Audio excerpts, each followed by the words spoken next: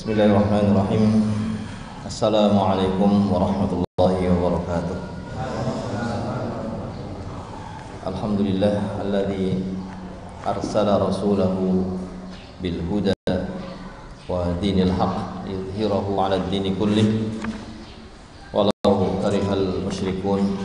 Asyhadu an la ilaha illallah wahdahu la syarika lah ya'lamu ma kana wa ma yakun wa ma tu'linun wa ma tusirrun wa asyhadu anna Muhammadan abduhu wa rasuluh as-sadiqul ma'mun sallallahu alaihi wa ala alihi wa ashabihi wa sallama tasliman katsira ila yaumi yub'atsun.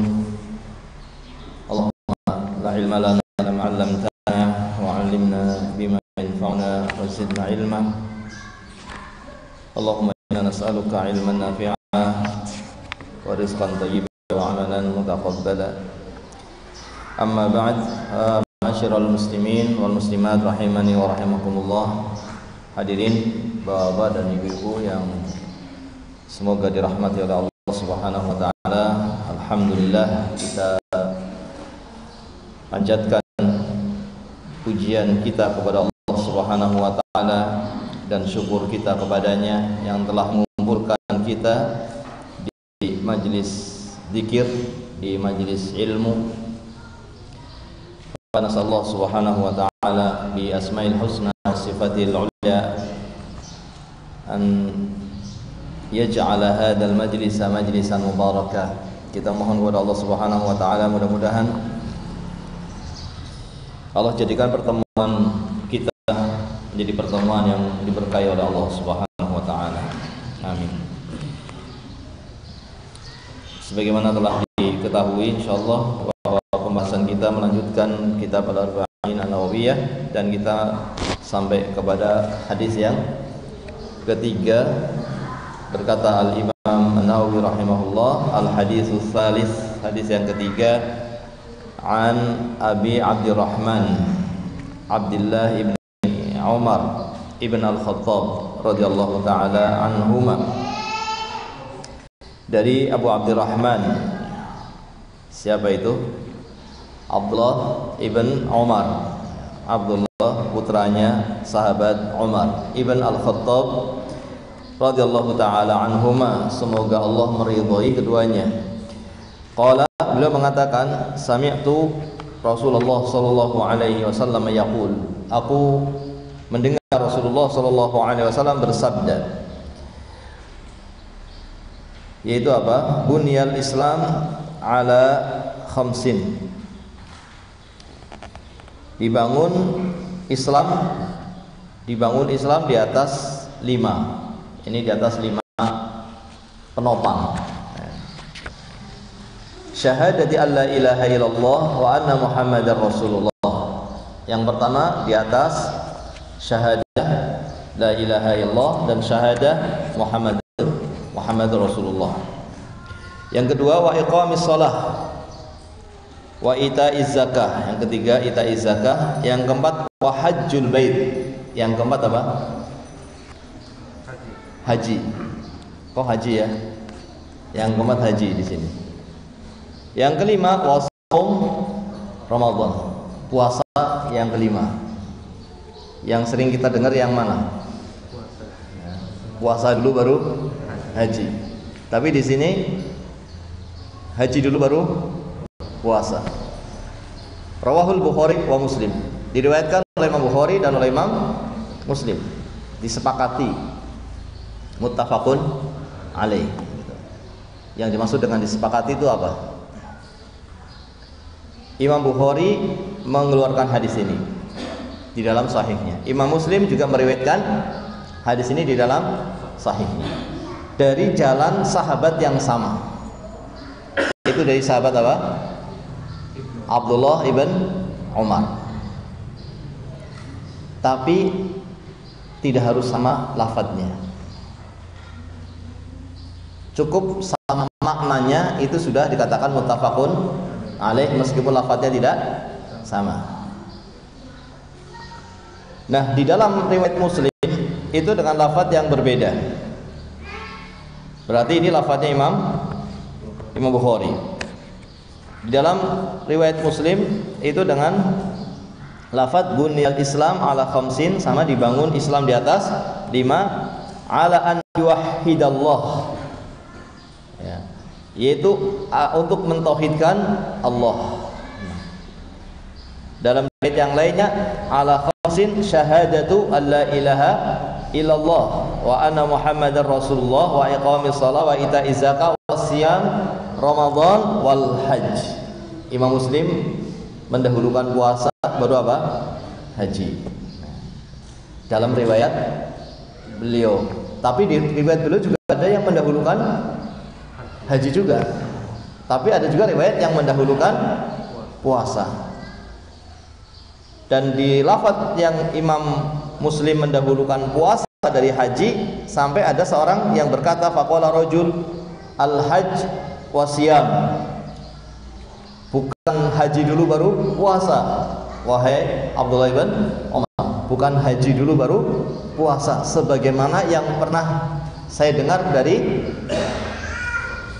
siapa? Dari engkau, dari sahabat Abdullah bin Umar. Sahabat Abdullah bin Umar pernah meriwayatkan haji dulu baru puasa, tapi dalam riwayat ini beliau mengatakan puasa dulu baru haji. Maka ada sahabat yang mendengar, seorang yang mendengar hadis ini mengatakan bukan haji dulu baru puasa. Kemudian sahabat Abdullah bin Umar mengatakan la, bukan haji dulu baru puasa, tetapi apa? As-siyam Ramadan wal hajj. Puasa dulu baru haji. Wa hakadha sami'tu min Rasulillah sallallahu alaihi wasallam, dan itulah yang aku dengar dari Rasulullah sallallahu alaihi wasallam.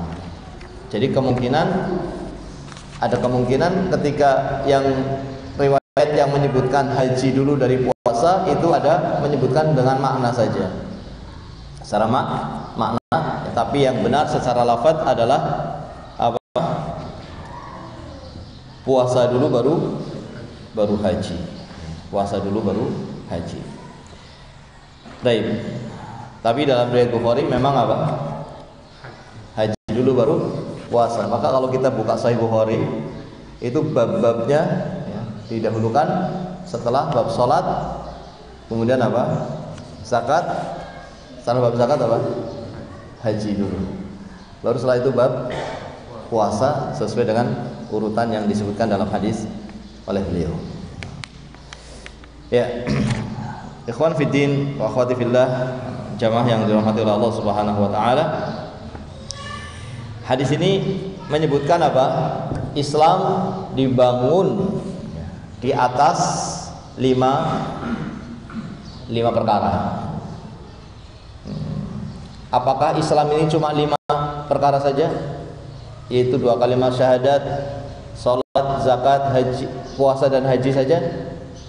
Tidak ya, tentunya tidak. Tetapi dibangun di atas 5 ini karena 5 ini adalah yang paling penting. Ibarat bangunan, maka ini adalah pondasi dan penopang-penopangnya, tiang-tiangnya. Maka yang disebutkan adalah 5 untuk menunjukkan bahwa 5 ini adalah perkara yang sangat penting dalam Islam, sehingga dikenal dengan istilah rukun Islam. Rukun itu sesuatu yang paling penting dalam sesuatu. Kalau ada dikatakan rukun sholat misalnya, maka itu sesuatu yang paling penting dalam sholat, yang nggak boleh ditinggalkan sama sekali. Lupa pun nggak boleh, lupa pun harus didatangkan. Lupa itu tidak dimaafkan, harus didatangkan. Misalnya rukunnya sholat apa misalnya? Ruku misalnya. Dia lupa, tidak ruku, langsung apa? Langsung sujud. Lupa, bagaimana? Apa sudahlah terlanjur gitu? Tidak. Harus apa? Harus kembali ruku. Kalau tidak, sholatnya tidak sah. Maka rukunnya sesuatu itu yang paling penting dalam sesuatu tersebut. Maka ini rukunnya Islam yang paling penting, yang harus diamalkan. Karena ini perkara-perkara yang sifatnya amalan, ya kan? 2 kalimat syahadat amalan, zakat amalan, ya, puasa amalan juga, haji juga amalan. Beda dengan rukun iman. Kemarin sudah kita bahas hadis yang kedua berkaitan dengan iman, Islam dan ihsan. Dan sengaja kita tidak bahas tentang rukun Islam karena akan disebutkan dalam hadis yang ketiga ini. Ketika dijejerkan iman dengan Islam, maka iman itu berbeda dengan Islam ketika dijejerkan. Ketika disebutkan dua-duanya, Islam dan iman, maka Islam itu amalan-amalan yang zahir, sementara iman itu keyakinan. Iman kepada Allah berarti meyakini apa? Wujudnya Allah, meyakini rububiyah Allah, meyakini uluhiyah Allah, meyakini nama dan sifat, semuanya keyakinan. Iman kepada malaikat berarti apa? Meyakini wujudnya malaikat, meyakini sifat-sifatnya malaikat, meyakini nama-nama yang Allah sebutkan dari nama-nama malaikat, meyakini tugas-tugas yang Allah sebutkan dari tugas-tugas malaikat. Semuanya berupa keyakinan. Iman kepada kitab, iman kepada Rasul, itu keyakinan-keyakinan. Ya. Yang keyakinan-keyakinan ini harus diyakini semuanya dengan tanpa ragu, karena itu akidah. Kalau ragu, ya namanya bukan keyakinan. Maka tidak boleh ada keraguan dalam keyakinan. Tapi keyakinan yang memang harus dibangun di atas wahyu, keyakinan yang bersumber dari Allah dan Rasulnya, bukan keyakinan yang dibuat-buat. Kalau dibuat-buat nanti jadi keyakinan yang salah. Tapi kalau memang bersumber dari Al-Quran, bersumber dari hadis, maka menjadi keyakinan yang harus diyakini tanpa ada ragu sedikit pun. Ini rukun iman sudah pernah kita sampaikan, meskipun juga secara ringkas. Dan sekarang kita menuju ke rukun Islam. Yang bedanya apa tadi? Rukun iman dengan Islam. Rukun iman berupa keyakinan. Rukun Islam berupa amalan-amalan yang sangat penting dalam Islam, yang tidak boleh ditinggalkan. Ini di atas wajib, namanya rukun, di atasnya wajib. Kalau ditinggalkan kira-kira bagaimana? Kalau ditinggalkan salah satu dari rukun Islam, tidak diamalkan, kira-kira bagaimana? Punya Islam apa tidak? Ditinggalkan salah satu dari rukun Islam ini, kira-kira bagaimana? Kalau yang ditinggalkan dua kalimat syahadat, dia tidak mengucapkan dua kalimat syahadat, dia tidak bersaksi dengan dua kalimat syahadat, maka sepakat para ulama bahwa dia bukan muslim, meskipun dia membenarkan di dalam hati, membenarkan la ilaha illallah, membenarkan Muhammad Rasulullah, tapi dia tidak menyatakan ya, dengan persaksiannya, tidak bersaksi dengan dua kalimat syahadat. Ini sebagaimana yang ada pada paman Nabi Muhammad SAW, yaitu Abu Thalib. Abu Thalib menyatakan dalam syairnya bahwa apa yang dibawa oleh Nabi Muhammad SAW adalah kebenaran. Tapi beliau tidak menyatakannya. Ketika diajak untuk menyatakannya oleh Nabi, ketika tanda-tanda kematian sudah datang, Nabi mendatangi pamannya dan mengajak pamannya untuk mengucapkan la ilaha illallah, tapi tidak mengucapkannya. Maka karena tidak mengucapkannya, meskipun dia membenarkannya, tidak dikatakan sebagai muslim. Jadi kalau yang ditinggalkan itu rukun yang pertama, bagaimana? Kalau yang ditinggalkan itu dua kalimat syahadat, maka sepakat dia bukan muslim, ya. Tidak di atas Islam. Kalau yang ditinggalkan yang keberapa? Yang pertama. Kalau yang ditinggalkan yang selain dua kalimat syahadat, bagaimana? Kalau yang ditinggalkan sholat, kira-kira bagaimana? Punya Islam atau tidak? males sholat. Harusnya diamalkan apa tidak ini? Harusnya diamalkan. Kewajiban yang sangat penting, rukun.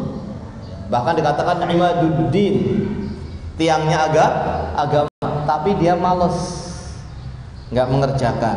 Bagaimana kira-kira? Punya Islam nggak itu? Di atas Islam apa tidak?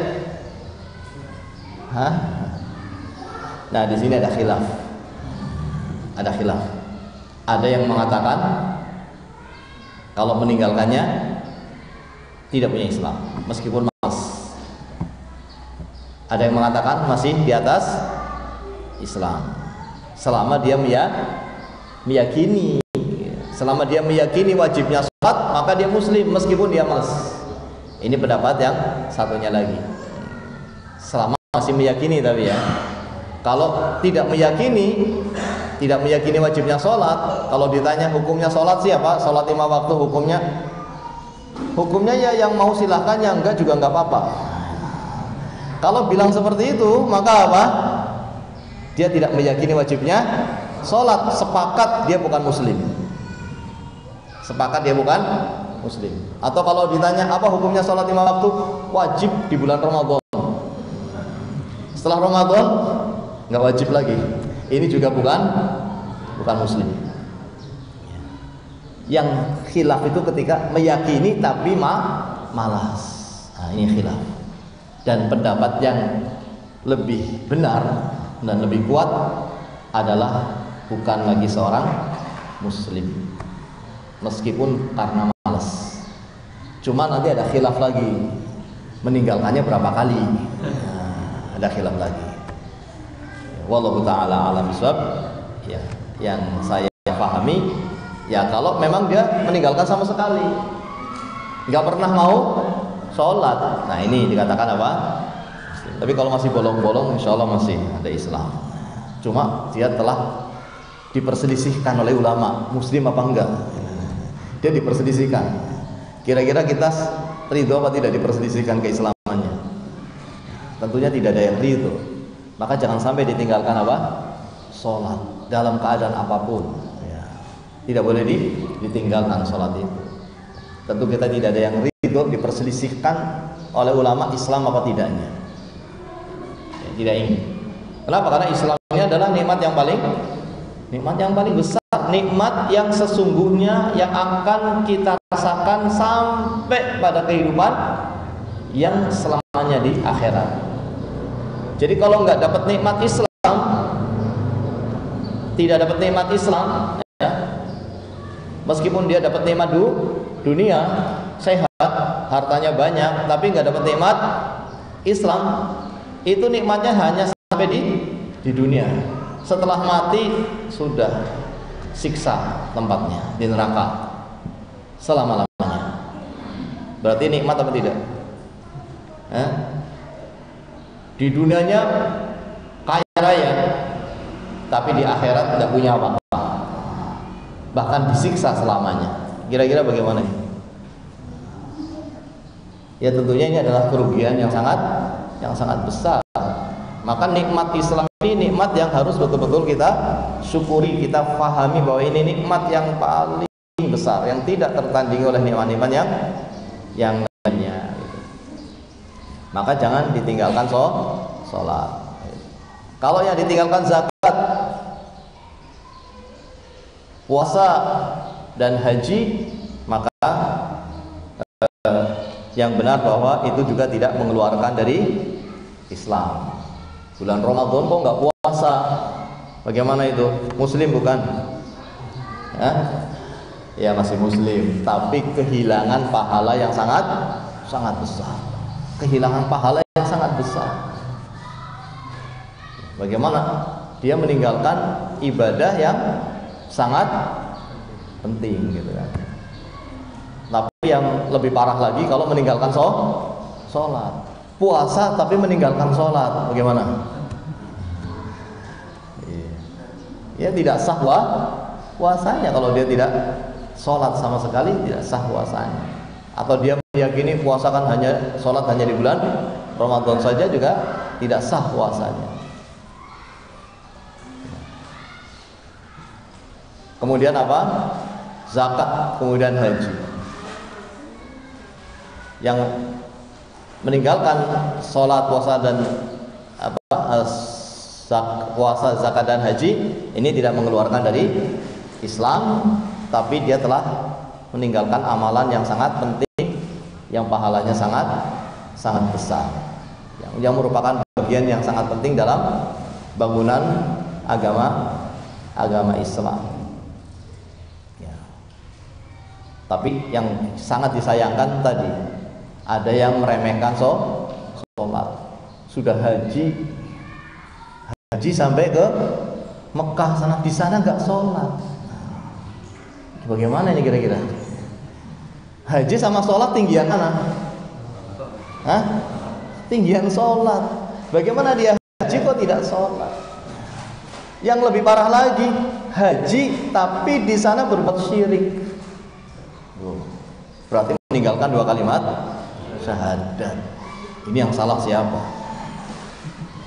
Yang salah ustadznya, karena tidak mengajarkan pentingnya 2 kalimat syahadat dan pentingnya sholat. Suara tauhid dan suara sholat kurang keras, sehingga ada orang haji kok apa? Berbuat syirik. Bagaimana haji kok berbuat syirik? Padahal perintah haji itu yang paling terakhir. Kalau kita lihat apa turunnya perintah ini selama 10 tahun di Mekah, itu cuma 2 kalimat syahadat saja. 2 kalimat syahadat, enggak ada perintah yang lainnya. Enggak ada. Lah bagaimana kemudian ini menjalankan perintah yang datangnya di Madinah, kemudian perintah yang pertama 2 kalimat syahadat malah tidak diwujudkan. Kan selama berapa? 10 tahun sampai tahun ke-11 12 sebelum hijrah barulah ada peristiwa apa? Isra dan Mi'raj. Peristiwa Isra dan peristiwa Mi'raj. Dengan peristiwa Mi'raj ini kemudian turunlah perintah salat. Kemudian setelah ke mana? Madinah, berhijrah ke Madinah, barulah turun perintah puasa. Kemudian perintah zakat dan perintah puasa. Dan yang paling terakhir barulah turun apa? Perintah haji. Jadi dahulu para sahabat 2 kalimat syahadat dulu, kemudian sholat, kemudian zakat, hajinya belakangan. Lah sebagian kaum muslimin yang hajinya ini adalah seharusnya belakangan, malah dia lakukan, tapi yang rukun-rukun yang di atasnya yang lebih penting malah ditinggalkan. Jadi disusun rukun Islam ini disusun sesuai dengan skala prioritas, ya, sebagaimana disebutkan di sini oleh guru kami Syekh Abdul Muhsin Al-Abad dalam syarah beliau terhadap Arba'in An-Nawawiyah. Beliau menyatakan bahwa hadhil arkan al-khamsah waradat fil hadis murattabah hasaba ahamiyatiha. Rukun-rukun yang 5 ini disebutkan dalam hadis berurutan sesuai dengan kadar kepentingan, sesuai dengan prioritas kepentingan dan keutamaan. Wa budi'a fiha bisyahadatain. Dimulai rukun Islam ini dengan apa? 2 kalimat syahadat. Allataini huma asasu likulli amalin taqarrabu bihi ilallah. Yang keduanya 2 kalimat syahadat ini adalah pondasi dari seluruh amalan untuk mendekatkan diri kepada Allah. Ini pondasinya. Kalau bangunan Islam seperti bangunan, ini pondasinya. Berarti pondasinya harus kuat apa tidak? Harus kuat, ya. Apalagi kalau bangunannya bangunan yang tinggi, ya, maka pondasinya harus semakin kuat. Jadi kalau ada orang kok meremehkan la ilaha illallah, maka ini orang yang seperti meremehkan pondasi ketika mau bangun rumah. Orang yang ngerti bangunan, ya, tentu akan memperhatikan pondasi sebelum yang lainnya, kan gitu ya. Kalau mau bikin rumah, biasanya yang dibeli apanya dulu? Batu, pasir kan gitu. Orang yang tidak ngerti ya, yang dibeli apanya? Catnya dulu. Dibeli catnya dulu, numpuk. Bagaimana ini? Ingin membangun bangunan yang bagus tapi tidak memperhatikan pondasi. Maka itulah yang diajarkan, itulah yang disampaikan oleh Nabi SAW. Karena pentingnya pondasi, selama 10 tahun di Mekah itu yang disampaikan hanya apa? 2 kalimat syahadat. Bahkan 13 tahun, karena di Mekah ada 13 tahun, baru kemudian hijrah, dan di Madinah berapa? 10 tahun. Terus mengajak kepada 2 kalimat syahadat sebagai pondasi. Ini yang paling penting. Summa as-shalah, kemudian salat allati tataqarrar fil yaum wal lailah 5 marrat, yang kewajibannya 5 kali sehari semalam. Fahiya silatun wasiqatun bainal abdi wa bainar rabbih, dan salat ini adalah silah, penghubung yang kuat antara seorang hamba dengan Rabb-nya. Penghubung yang kuat ya, antara seorang hamba dengan Rabb-nya, yang itu nanti akan dihisab yang pertama kali. Yang disitulah seorang bisa melihat bagaimana sebetulnya hubungan dia dengan Allah. Kalau dia sholatnya dijaga, maka menunjukkan hubungannya yang sangat kuat dengan Allah Subhanahu wa ta'ala. Nah, kemudian setelah itu apa? Setelah sholat apa? Zakat. Allati tajibu fil mal, yang wajib karena yang wajib pada harta. Idza madu alaihi haulun, kalau sudah mencapai haul, kalau sudah mencapai 1 tahun. Kalau punya harta mencapai nisab dan sudah mencapai 1 tahun, maka wajib mengeluarkan zakat mal. Jadi yang wajib tidak setiap orang, tapi yang punya apa? Yang punya mal. Apa itu mal? Punya harta. Yang hartanya mencapai nisab dan dikeluarkan setelah 1 tahun. Dikeluarkannya banyak apa tidak? Cuma 2,5%. Banyak apa sedikit itu? Sedikit, 2,5%. Kalau kita ditawari bisnis untungnya 2,5%, kira-kira mau apa tidak? Kayaknya nggak ada yang mau. Maunya berapa? 50%, 40% gitu kan? Dikasih cuma 2,5%. Jadi Allah hanya meminta sedikit untuk diberikan kepada yang berhak dari fakir, miskin, dan ternyata ini sangat bermanfaat untuk fakir miskin. Maka zakat itu tidak berat, sebagaimana sholat juga tidak berat, karena cuma 5 kali dalam 24 jam. Yang setiap sekalinya berapa jam?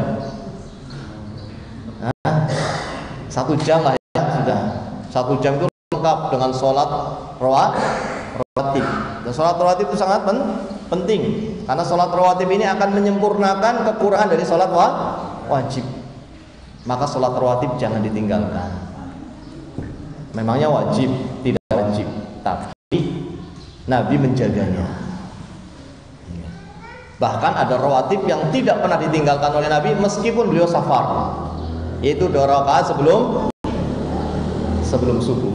2 rakaat sebelum subuh tidak pernah ditinggalkan oleh Nabi kita Muhammad sallallahu alaihi wasallam. Jadi bagaimana ini? Kita tinggalkan apa tidak? Jangan ditinggalkan. Tapi kalau terlambat bangun bagaimana? Lakukan setelah sholat subuh. Saking pentingnya diqodho. Saking pentingnya diqodho. Jangan ditinggalkan, karena ini akan menyempurnakan kekurangan dari sholat wajib kita. Sholat wajib kita banyak kekurangannya tidak? Banyak. Ada orang yang sering mulai takbiratul ihram Allahu Akbar, dia tidak ingat kalau lagi sholat, pikirannya kemana-mana. Setelah salam imamnya assalamualaikum baru ingat, oh saya lagi sholat ya. Dari takbiratul ihram sampai salam baru ingat kalau lagi sholat. Ini kurang apa tidak? Kekurangannya ya, kalau seperti ini bagaimana dapat pahala? Maka disempurnakan dengan sholat rawatib. Sholat rawatib itu berapa rakaat? Maksimal 12, minimal 10. Bedanya di mana? Pada sebelum sholat duhur. Sebelum sholat duhur ada yang 4, ada yang 2. Kalau lagi seger semangat 4. Kalau lagi capek 2.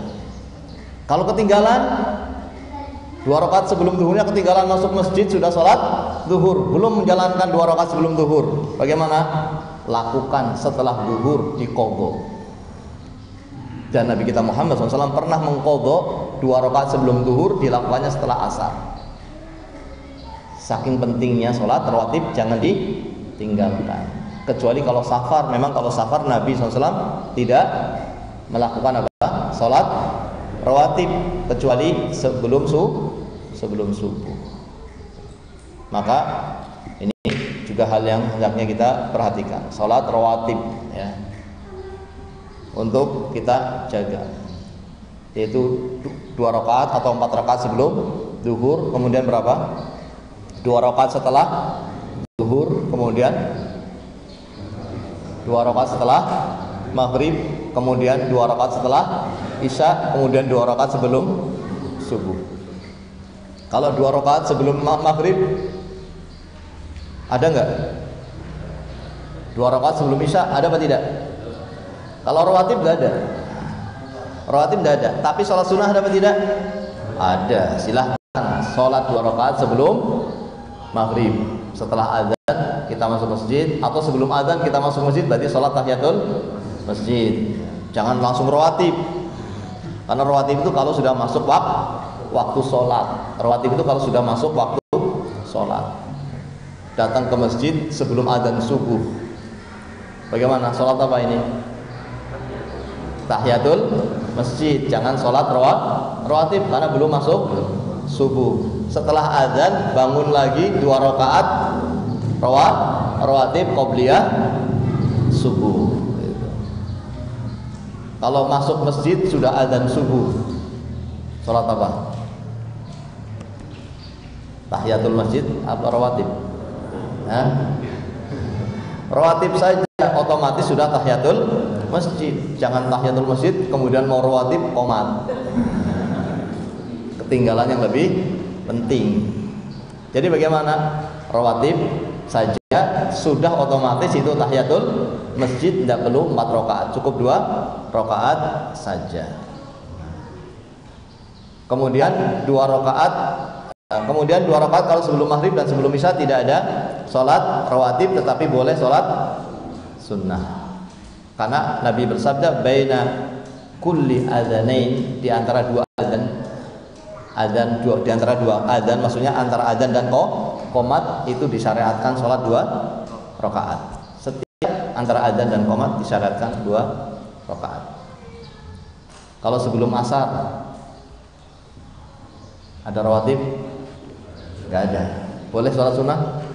Boleh. Bahkan Nabi pernah menjalankan 4 rakaat, tapi bukan rawatib. Artinya apa? Artinya jangan terus menerus. Sekali-kali kita 4 rakaat sebelum asar. Pernah apa belum? Nah, kalau belum dicoba. Karena ahlu sunnah itu orang yang menjaga sunnah. Yang paling enggak pernah dilakukan 4 rakaat sebelum sholat apa? Asar. Ini yang berkaitan dengan sholat wajib. Kemudian ada juga sholat yang sangat penting, namanya sholat witir. Sholat witir juga sangat penting. Dan cara pelaksananya juga bermacam-macam. Ada yang 1 rakaat, ada yang 3 rakaat. Kalau 3 rakaat caranya ada berapa? Caranya ada 2. Bisa 2 rakaat salam, terus 1 rakaat salam. Bisa caranya 3 rakaat langsung, kemudian salam di rakaat yang ketiga. Witir juga bisa 5. Caranya ada berapa?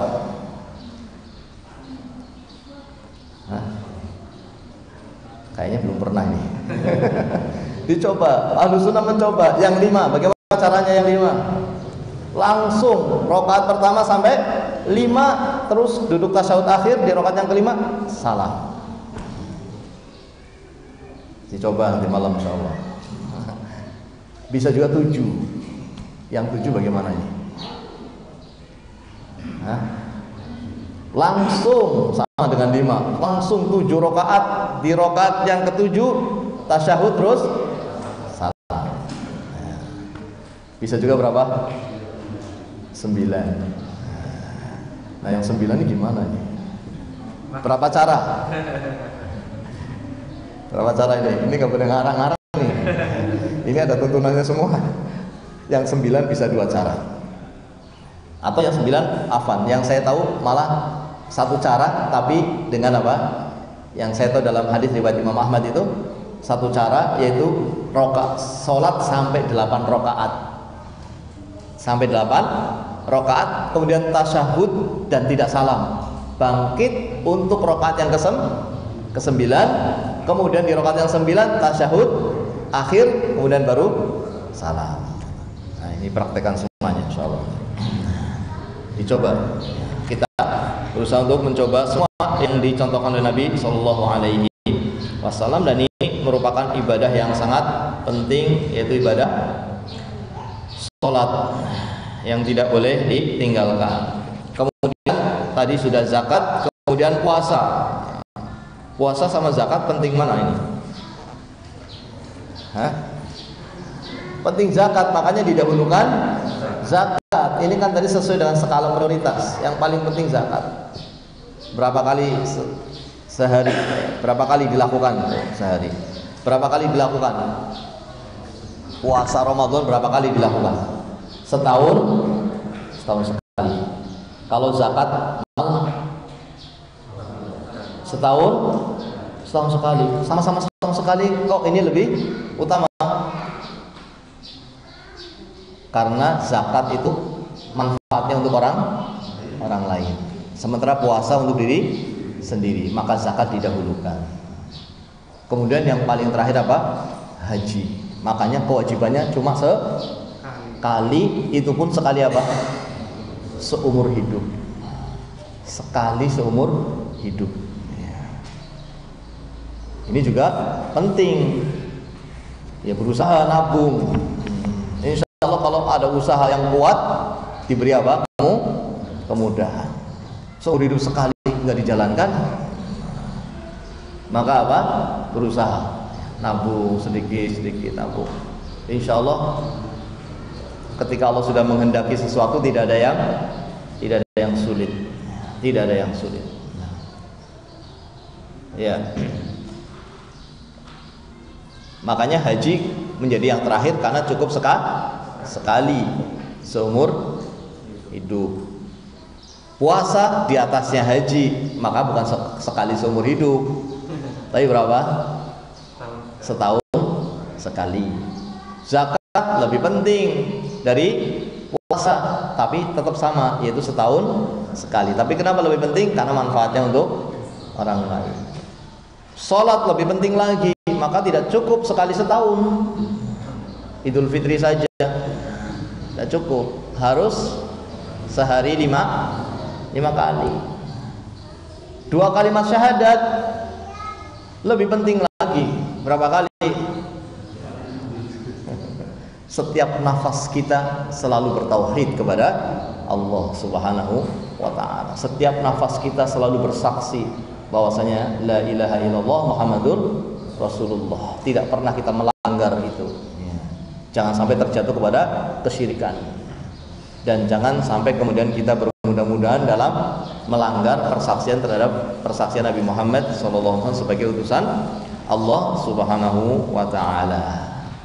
Ini rukun Islam secara global gitu ya. Dan semuanya mudah, tidak ada yang sulit. Enggak ada yang sulit. Ada yang sulit dari rukun Islam?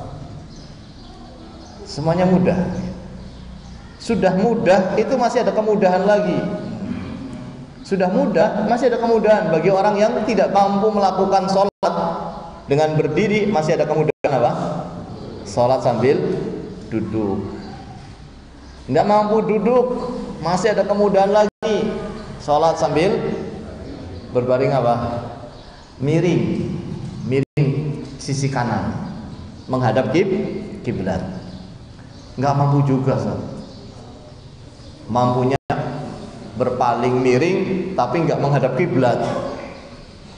Ya sudah, semampunya. Miring tidak menghadap kiblat juga nggak bisa. Bisanya cuma terlentang menghadap ke atas. Bagaimana? Ya sudah, semampunya. Yang penting jangan ditinggalkan. Selama masih berakal, tidak boleh ditinggalkan yang namanya sholat. Apalagi lagi sakit. Orang lagi sakit itu ada tanda-tanda mati, ada kemungkinan bisa menjadi sebab kematian. Lagi sakit malah tidak sholat. Kapan sholatnya? Nanti diqadha kalau sudah sembuh. Nah, tadi kan katanya ada qadha. Tadi katanya ada qadha. Qadha itu dilakukan kalau tidak sempat, kalau lupa, kalau ketinggalan waktunya. Bangun tidur belum sholat subuh, bangunnya jam 8. Bagaimana sholat subuhnya? Dilakukan jam 8 itu namanya, ini namanya diqadha. Tapi sengaja apa tidak? Tidak, karena tertidur. Jadi bedakan antara yang tertidur dengan yang sengaja. Naik bis dari Jakarta mau ke Bumiayu sampai di Tegal subuh. Nantilah sampai Bumiayu aja sholat subuhnya.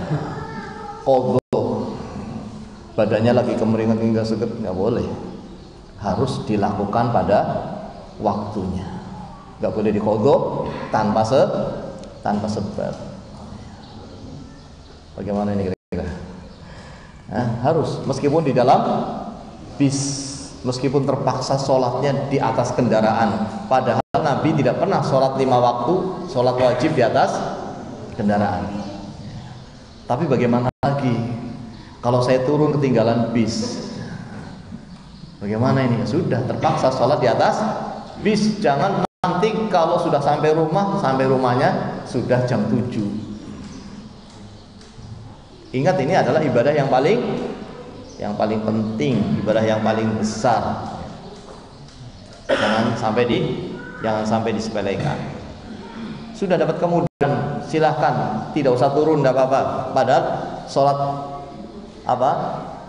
wajib itu harusnya tidak di atas kendaraan, harusnya nggak boleh di atas kendaraan, harus turun. Tapi kalau turun saat itu ketinggalan, uang sudah nggak ada ini, mau naik bis nggak ada lagi sudah. Naik kereta kalau turun ketinggalan, naik pesawat turun malah mati. Tidak bisa, sudah di atas pesawat, di atas pesawat. Kecuali kalau dia itu bisa menjamak, ya, sebelum naik bisa dijamak. Tapi kalau subuh kan tidak bisa dijamak. Mau dijamak sama apa? Sama isya apa sama duhur? Tidak bisa. Tapi kalau yang bisa dijamak diatur, kita jamak takhir atau jamak takdim bisa. Nah, tapi yang tidak bisa dijamak, maka jangan dijamak, dilakukan pada waktunya. Nah, sudah ada kemudahan. Bagaimana kalau sholatnya sambil terlentang menghadap ke atas? Rukuknya gimana? Sujudnya bagaimana? Karena hanya bisa menghadap ke atas. Apa bahasanya? Melumah, ya. Bisanya cuma melumah. Rukuknya bagaimana? Rukuknya cuma pakai niat rukuk. Allahu Akbar, niat rukuk, padahal cuma apa? Terlentang. Kemudian membaca subhana rabbiyal azim wa bihamdi, atau subhana rabbiyal azim, subhana rabbiyal azim. Setelah itu niat lagi apa? Bangkit dari rukuk. Cuma pakai niat saja. Sami Allahu liman hamidah. Rabbana walakal hamd. Kemudian niat lagi untuk apa? Niat lagi untuk sujud. Allahu Akbar, subhana rabbiyal a'la. Berkali-kali, ya. Kalau bisa, ya, Kalau minimal tiga kali supaya sempurna. Kalau bisa lebih nggak apa-apa. Kemudian niat lagi apa? Duduk di antara dua sujud dan begitu seterusnya. Jadi sudah mudah, masih ada kemudahan. Masih ada kemudahan, maka hendaknya dijalankan. Dan yang tidak kalah penting, kita, karena ini adalah perkara yang paling besar, kewajiban yang paling besar, kita harus tahu maksud dari perintah ini. Kita harus tahu maksud dari dua kalimat syahadat. Kita harus paham maksud dari sholat. Kita harus paham maksud dari zakat. Kita harus paham maksud atau hakikat dari ibadah yang namanya puasa. Artinya tidak boleh asal-asalan. Tidak boleh asal-asalan. Dua kalimat syahadat ini bukan hanya ucapan. Bukan sekedar diucapkan dengan lisan selesai. Tidak. Tapi ucapan yang apa? Yang harus diyakini maknanya, kemudian apa? Diamalkan apanya? Kandungannya. Berarti dua kalimat syahadat itu ada maknanya, bukan sekedar diucapkan. Kalau sekedar diucapkan saja, maka tidak cukup sebagaimana orang-orang munafik. Mereka mau mengucapkan, tapi tempatnya di mana? Orang munafik tempatnya nanti di mana? Di neraka yang paling bawah. Sudah nggak ada lagi di bawahnya. Padahal dia mengucapkan apa tidak? Mengucapkan asyhadu alla ilaha illallah. Makanya Nabi kita Muhammad SAW menghukumi orang munafik di dunia sebagai orang muslim karena dia mengucapkan. Tetapi dia hanya dengan lisan, tidak meyakini di dalam hati, tidak membenarkan. Kemudian Allah mengatakan innal munafiqina fid darkil asfali minan nar. Orang munafik di neraka yang paling bawah. Berarti mengucapkan saja tidak cukup. Harus paham apa yang diucapkan. Karena ini saksi. Kita menjadi saksi terhadap sesuatu. Menjadi saksi terhadap sesuatu dalam urusan dunia saja, kita harus tahu sesuatu tersebut, ya apa tidak? Kalau ada orang maju sebagai saksi, siapa yang tahu peristiwanya? Siapa saksinya? Saya saksinya. Apa yang kamu ketahui? Ternyata nggak tahu apa-apa. Maka diterima apa tidak? Tidak diterima. Sudah bersaksi dengan la ilaha illallah. Apa itu la ilaha illallah? Tidak tahu. Ya, kamu meyakini apa kalau begitu?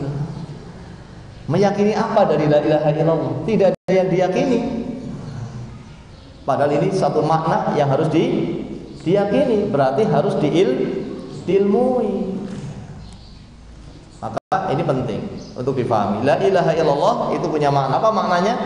Maknanya adalah la ma'buda bihaqqin illallah. Itu maknanya.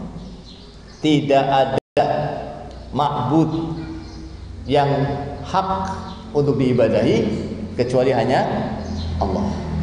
Ma'bud yang hak untuk diibadahi cuma Allah saja. Jadi para ulama mengatakan la ilaha illallah juga punya rukun. Kita masih ingat tadi rukunnya sesuatu yang paling penting. Rukunnya la ilaha illallah berarti yang paling penting dalam la ilaha illallah itu apa? Yang pertama nafi, yang kedua isbat, menafikan dan menetapkan. Menafikan itu ada pada kalimat la ilaha. Menafikan apa? Menafikan yang diibadahi. Semuanya dinafikan, tidak ada yang diibadahi, semuanya secara umum tidak ada yang diibadahi. Illallah, dan menetapkan satu saja yang diibadahi, yaitu Allah. Maka tidak ada yang diibadahi dengan benar kecuali hanya Allah. Itu makna dari la ilaha illallah. Tafsirnya juga ada. Tafsirnya berarti lebih jelas lagi, lebih lengkap lagi, lebih detail lagi. Disebutkan dalam banyak ayat tentang tafsir daripada la ilaha illallah. Di antaranya apa? Di antaranya disebutkan dalam firman Allah Subhanahu wa taala, Qul ya ahlal kitab ta'alau ila kalimatin sawa'in bainana wa bainakum alla na'budu illallah wa la nusyrika bihi syai'a wa la yattakhidh ba'duna ba'dan arbaban min dunillah fa in tawallaw faqulu syhadu bi anna muslimun. Kemudian tafsirnya lagi juga ada dalam ayat yang lainnya, yaitu ucapan Nabi Ibrahim kepada bapaknya dan kaumnya bahwasanya apa? Innani bara'un mimma ta'budun. Saya berlepas diri dari yang kalian ibadahi selain Allah. Jadi harus ada berlepas diri. Kalau sudah bersaksi dengan la ilaha illallah, dia harus berlepas diri dari yang diibadahi selain Allah. Jadi tidak cukup beribadah kepada Allah, tidak cukup. Kalau beribadah kepada Allah itu baru illallah.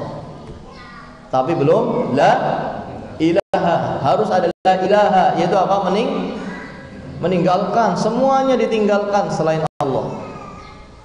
Jangan Allah diibadahi, selain Allah juga masih diibadahi. Kalau seperti ini maka dia belum menjalankan la ilaha illallah, dan berarti menunjukkan dia tidak faham. Padahal orang-orang musyrikin dahulu faham apa tidak? Faham. Orang musyrikin dahulu ketika dikatakan qulu la ilaha illallah, katakanlah la ilaha illallah, mereka menjawab aja'alal alihata ilahan wahidan, apakah yang mau diibadahi itu ilah yang satu saja? Yang diibadahi itu cuma sesembahan yang satu saja. Inna hadzal syai'un ujab. Ini adalah sesuatu yang apa? Aneh. Masa harus meninggalkan selain Allah? Aneh. Kenapa? Karena mereka punya sesembahan banyak. Di antara yang paling besar adalah Lata, Uzza dan Manat. Ini mau ditinggalkan? Ini aneh. Maka mereka tidak mau mengucapkan. Kenapa? Karena mereka faham. Abu Jahal paham nggak? Abu Jahal, Abu Lahab kira-kira paham nggak? Paham. Makanya tidak mau mengucapkan karena paham. Bagaimana kemudian seorang muslim nggak paham? Dari sini lebih pandai siapa? Bagaimana seorang muslim terhadap la ilaha illallah tidak paham? Yang Abu Jahal itu paham, yang Abu Lahab itu paham. Kemudian ada orang mengatakan muslim, kemudian tidak faham, sehingga akidahnya sama dengan akidahnya Abu Jahal dan Abu Lahab. Masih beribadah kepada selain Allah. Maka ini sesuatu yang sangat penting, sesuatu yang paling utama, pondasi dari apa? Seluruh amalan untuk mendekatkan diri kepada Allah. Kalau belum ada pondasi ini, amalan sebanyak apapun tidak ada nilainya. La in asyrakta la yahbatanna amaluka. Kalau engkau berbuat syirik, maka sia-sialah, akan hancurlah seluruh amalanmu. Jadi la ilaha illallah harus terus diingat-ingat, harus terus dipelajari, dan jangan merasa sudah cukup. Jangan merasa lagi-lagi pembahasannya la ilaha illallah, lagi-lagi tauhid. Ini perkara yang sangat penting. Jangan sampai kita mati nggak membawa tauhid. Ya sudah, kita nggak punya apa-apa, nggak punya Islam kalau tidak membawa tauhid. Kalau nggak membawa la ilaha illallah, maka kita tidak akan mendapatkan ampunan dari Allah sama sekali. Allah tidak akan mengampuni. Innallaha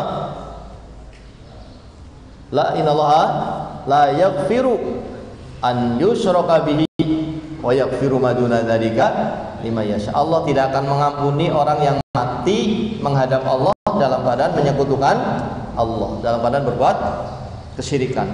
Allah tidak akan mengampuni karena Allah tidak ridho. Allah tidak ridho disekutukan dengan apapun, dengan siapapun. Allah tidak ridho, sampai Allah tidak akan mengampuni ketika orang itu melakukannya dan dia belum taubat.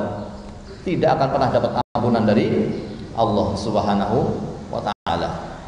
Padahal kalau dia membawa tauhid, maka dia akan membawa sesuatu yang sangat berharga untuk kebahagiaan di mana? Di akhirat. Masih ingat ada hadis namanya hadis bitokoh, Ya, hadis bitaqah itu hadis yang sahih menceritakan bahwa nanti pada hari kiamat ada orang yang diperlihatkan seluruh catatan amalannya itu semuanya jelek. Enggak ada catatan yang bagus, semuanya jelek. 99 catatan disebutkan di situ. 99 sijil catatan. Itu semuanya maksiat, semuanya dosa. 99 ini sepanjang mata memandang. Kira-kira orang yang mendapatkan catatan seperti itu, kira-kira dia merasa akan beruntung apa akan celaka? Hah? Akan apa? Sudah pasti akan celaka. Bagaimana saya di akhirat mendapatkan catatannya semuanya apa? Semuanya jelek. Tapi kemudian Allah mengatakan bahwa pada hari ini tidak ada yang dizalimi. Pada hari ini tidak ada yang dizalimi. Kamu masih punya amalan yang baik, masih punya catatan kebaikan. Kemudian diperlihatkan, ini catatan kebaikan. Ditulis pada satu catatan kecil. Ditulis pada satu catatan kecil. Kira-kira dia membandingkan dosa yang sebanyak catatan 99 yang sangat panjang tadi dengan satu catatan kecil kebaikan, kira-kira dia sudah merasa akan beruntung atau masih akan celaka? Hah? Melihat dia punya catatan kebaikan kecil dan dia melihat catatan yang sepanjang mata memandang 99 catatan semuanya jelek, kira-kira dia merasa akan beruntung atau masih akan celaka? Merasa akan celaka. Apa artinya gitu kan? Punya satu kecil, ini 99 semuanya dosa. Ternyata setelah diperlihatkan yang kecil ini bertuliskan la ilaha illallah. Dalam riwayat asyhadu an la ilaha illallah wa asyhadu anna muhammadan rasulullah. Kemudian catatan ini ditimbang. Kan nanti ada penimbangan catatan. Ini salah satu yang harus kita imani dalam iman kepada hari akhir, yaitu mengimani apa? Adanya hari kebangkitan, mengimani adanya hari perhitungan amalan, mengimani adanya surga dan neraka. Nanti akan ditimbang catatan itu. Dan setelah ditimbang ternyata lebih berat la ilaha illallah. Jadi ini perkara yang tidak boleh diremehkan. Diulang-ulang itu enggak aib. Diulang-ulang ngaji itu lagi, ngaji tauhid lagi, itu bukan aib. Karena ini perkara yang paling penting. Ya. Karena kalau membawa la ilaha illallah itu dia telah membawa amalan yang sangat berat timbangannya. Apalagi membawa la ilaha illallah, membawa sholat, membawa zakat, membawa rukun Islam ini semuanya ditambah dengan yang wajib, yang bukan rukun, dari birrul walidain, silaturahim, berbuat baik kepada tetangga, berbuat baik kepada fakir miskin, anak yatim, ditambah lagi yang sunnah, ya, sedekah, baca Quran, zikir, masya Allah. Kira-kira bagaimana ini? Akan semakin berat. Cuma yang jadi masalah kalau dibalik, membawa sholat, zakat, puasa, haji, ibadah-ibadah yang wajib, birrul walidain, dan yang lain-lainnya, silaturahim, yang sunnah juga luar biasa. Ya. Sholat sunnahnya, puasa sunnahnya, sodakohnya luar biasa, tapi juga membawa syirik. Nah, ini jadi masalah. Maka apa kira-kira? Tidak ada nilainya semuanya. Makanya kita harus banyak-banyak berdoa dengan doa yang diajar oleh Nabi SAW. Allahumma inni a'udzubika an usyrika bika syai'an wa ana a'lam wa astaghfiruka lima la a'lam. Sudah hafal belum? Hah? Belum. Nah, belum hafal, bagaimana sudah bosan dengan tauhid? Doanya belum hafal. Harus dihafalkan ini, karena ini kita sangat butuh ya untuk mendapatkan pertolongan dari Allah supaya jangan terjatuh pada syirik. Allahumma ya Allah, inni aku, sesungguhnya aku a'udzubika, berlindung kepadamu ya Allah, an usyrika bika, untuk menyekutukanmu. Aku berlindung dari berbuat syirik kepadamu. Wa ana a'lam, dan aku tahu kalau itu syirik.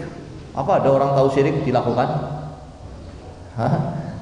Ada. Kenapa? Karena tidak mendapatkan pertolongan. Ya, apalagi syiriknya dikemas oleh setan. Kemasannya indah. Dengan kemasan namanya apa? Pengobatan. Ibunya sakit, harus diobati. Pokoknya harus sembuh. Dikemas syirik dengan kemasan pengobatan. Ternyata itu syirik. Akhirnya tidak peduli, yang penting sembuh, tapi berbuat syirik. Bagaimana ini? Dikemas lagi syirik dengan kemasan mencintai orang soleh. Sehingga apa?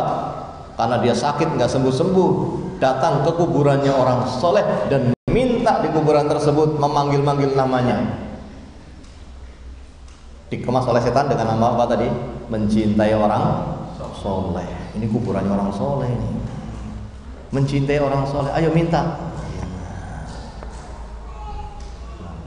Akhirnya apa? Terbolak-balik. Yang tauhid akhirnya dibenci, yang syirik akhirnya yang dicintai. Nasallallahu salamah, kita berlindung kepada Allah. Ini bisa terjadi.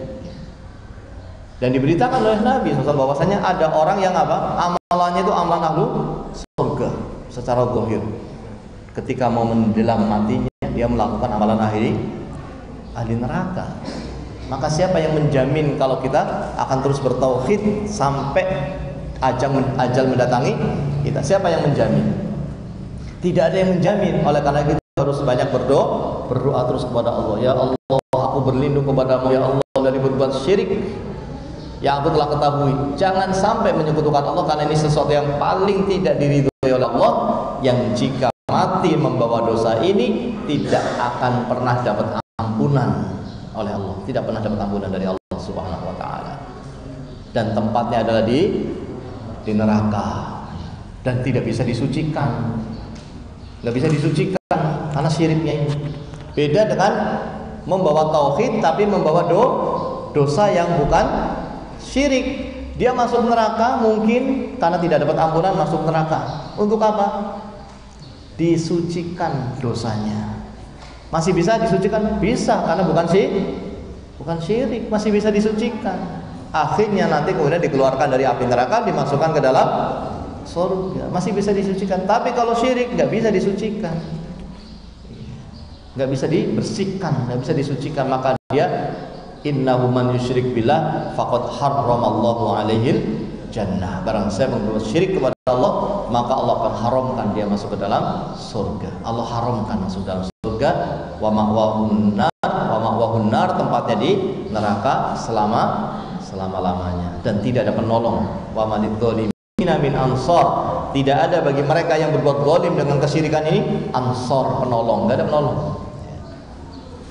Maka hendaknya kita berhati-hati, waspada tadi, karena syirik itu dikemas dengan kemasan yang apa?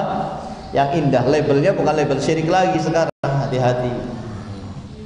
Labelnya label yang dibikin oleh syaitan, seakan-akan itu bukan syirik. Kalau kita nggak tahu hakikatnya, nah ini bahayanya. Nggak ngerti hakikat tauhid, nggak ngerti hakikat syirik, dirubah namanya, tertipu. Tapi kalau tahu hakikatnya, dia oh ini syirik. Enggak, ini sedekah bumi, syirik. Mau dirubah kayak apa? Saya tahu hakikatnya.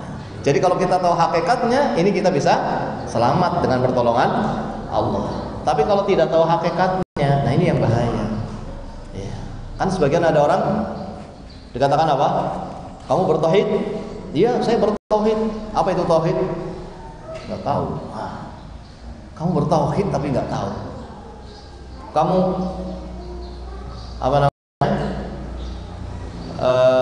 Muslim? Ya, muslim. Berlepas diri dari syirik, berlepas diri dari syirik, waliyadzubillah, syirik, na'udzubillah. Saya berlepas diri. Terus apa itu syirik? Nggak tahu juga. Lah bagaimana? Muslim nggak ngerti tauhid, muslim nggak ngerti syirik. Itu kewajiban yang paling pertama. Itulah la ilaha illallah, itu dua kalimat syahadat.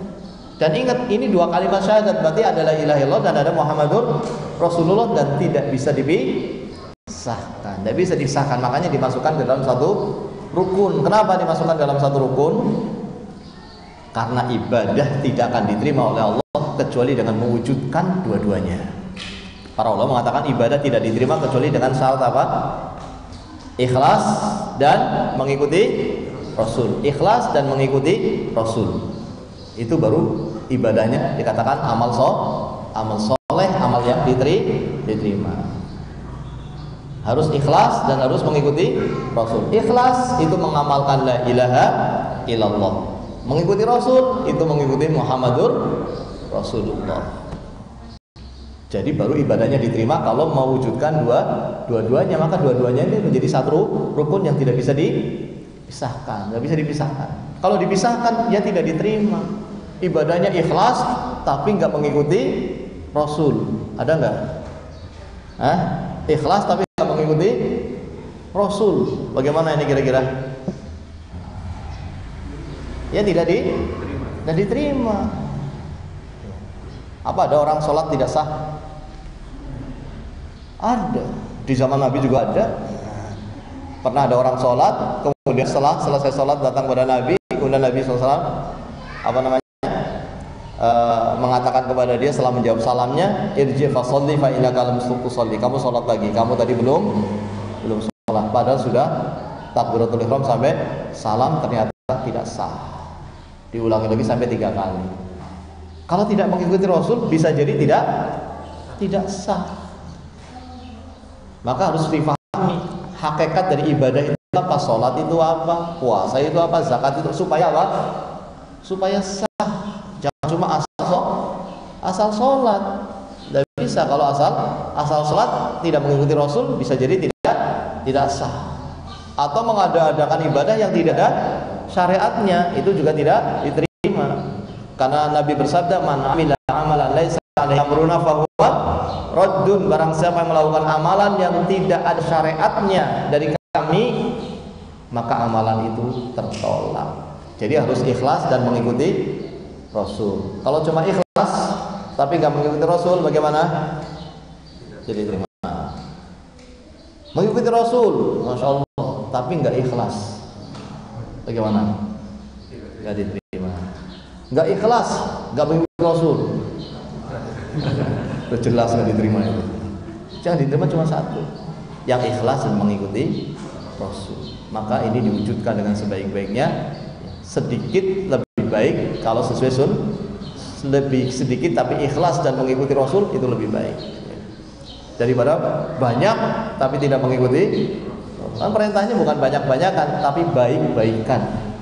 Alladzi khalaqal mauta wal hayata liyabluwakum ayyukum ahsanu amala. Kita diuji siapa yang paling baik amalannya, bukan semata-mata banyak nggak ikhlas, banyak tapi nggak mengikuti Rasul. Tapi jangan kemudian kalau dulu sedikit aja, tidak. Yang bagus ya tentunya banyak dan ikhlas. Tapi jangan cuma asal banyak tapi tidak mengikuti Rasul. Banyak yang mengikuti Rasul dan juga ikhlas, ini menjadi hal yang penting untuk kita gunakan waktu kita di dunia untuk itu. Kita di dunia itu untuk ikhlas dan beramal soleh dengan amalan yang mengikuti Rasul. Wallahu ta'ala a'lam bishawab. Sudah mau masuk waktu subuh, ini ada catatan nih, barangkali ada yang perlu ditanyakan. Kayaknya waktunya sudah habis. Kalau ada yang perlu ditanyakan dari apa yang kita sampaikan silahkan.